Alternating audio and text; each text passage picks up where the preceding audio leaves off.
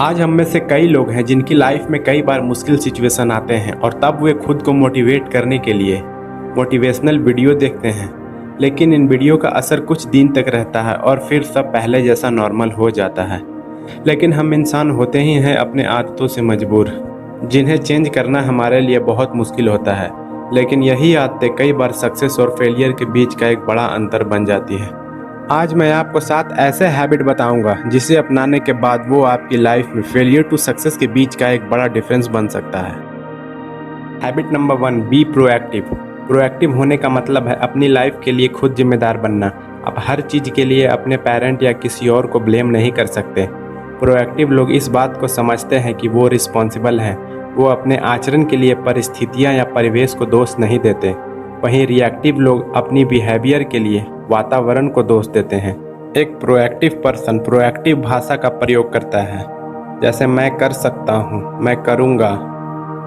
मगर एक रिएक्टिव व्यक्ति रिएक्टिव भाषा का प्रयोग करता है, जैसे मैं नहीं कर सकता, काश अगर ऐसा होता, मेरे बस में नहीं है, बाद में करूँगा। चलिए इसे थोड़ा डिटेल में समझते हैं। एक स्क्वायरल जिसे लाइफ में मज़े करना बहुत पसंद था, एक दिन वो नदी किनारे नहा रहा था। तभी उसकी नज़र चींटी की एक झुंड पर पड़ी, जो ब्रेड के एक एक टुकड़े को ले जाकर अपने घर में इकट्ठा कर रही थी। उसे देखकर स्क्वायरल ने पूछा, ये क्या कर रहे हो तुम लोग? आंट ने रिप्लाई किया, सर्दियाँ आने वाली है, मैं उसी के लिए खाना जमा कर रहा हूँ। स्क्वायरल ने उसका मजाक उड़ाते हुए कहा, क्या बोरिंग लाइफ है तुम्हारी, अभी बहुत टाइम है। और फिर से वो नहाने चला गया। जल्द ही गर्मियाँ खत्म हुई और सर्दियाँ आ गई। चारों तरफ बस बर्फ़ की सफ़ेद चादर थी। स्क्वायरल ने हिम्मत जुटाकर खाने की तलाश शुरू की, लेकिन उसे कहीं कुछ नहीं मिला और अंत में वो भूख के कारण कमज़ोर होकर मर गया। आंट ने ऑब्वियसली एक प्रोएक्टिव बिहेवियर दिखाया। उसने अपने अंदर के पोटेंशियल और स्ट्रेंथ को पहचाना। वो छोटी है, फ़र्क नहीं पड़ता, अपने टीममेट की मदद से कुछ भी अचीव कर सकती है। Habit number 2, begin with the and in mind. अंत को ध्यान में रखकर शुरुआत करना। आप बड़े होकर क्या बनना चाहते हैं? Doctor, engineer, lawyer? क्या आप अभी वो हो जो आप बनना चाहते थे, जिसका सपना आपने देखा था? क्या आप वो कर रहे हैं जो आप हमेशा से करना चाहते थे? हैबिट नंबर 2 आपके इमेजिनेशन या कल्पना पर आधारित है, जो आपको अपने दिमाग में उन चीज़ों को दिखाता है जो आप अभी अपनी आंखों से नहीं देख सकते हैं। यह इस सिद्धांत पर आधारित है कि हर चीज़ का निर्माण 2 बार होता है। पहला मेंटल क्रिएशन, जिस तरह ब्लूप्रिंट तैयार होने के बाद मकान बनता है, उसी प्रकार मेंटल क्रिएशन होने के बाद ही फिजिकल क्रिएशन होती है। अगर आप चाहते हैं कि लोग आपके जाने के बाद भी आपको एक अच्छे इंसान के रूप में याद रखें, तो क्या आप एक अच्छे इंसान जैसे बिहेव कर रहे हो?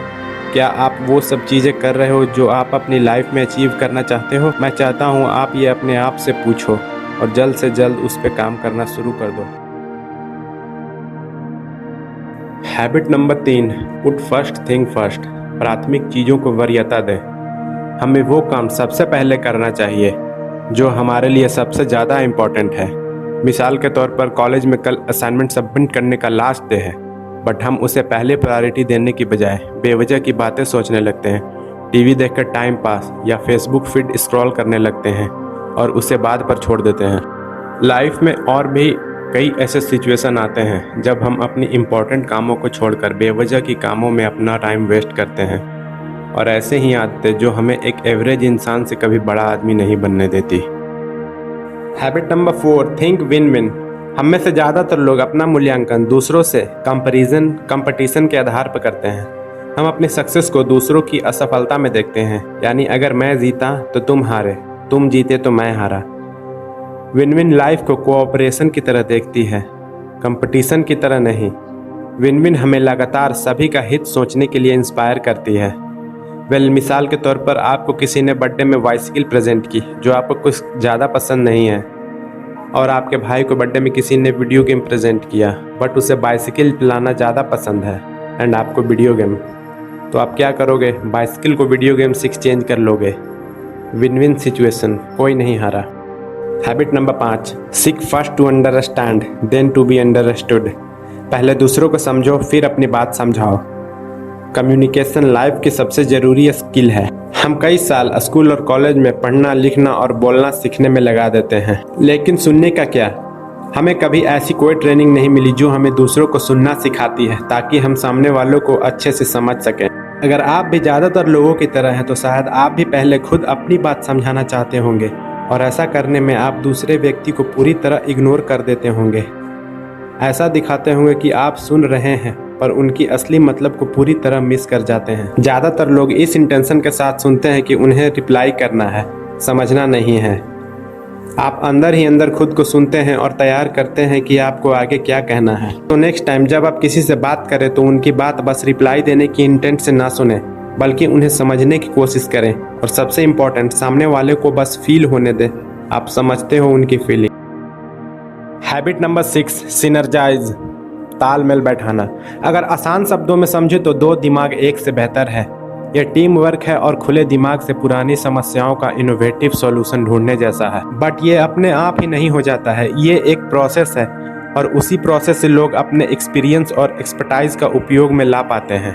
अकेले की अपेक्षा वो एक साथ कहीं अच्छा रिजल्ट दे पाते हैं। इससे हम एक साथ ऐसे बहुत कुछ खोज पाते हैं जो हमारे अकेले खोजने पर शायद ही कभी मिलता।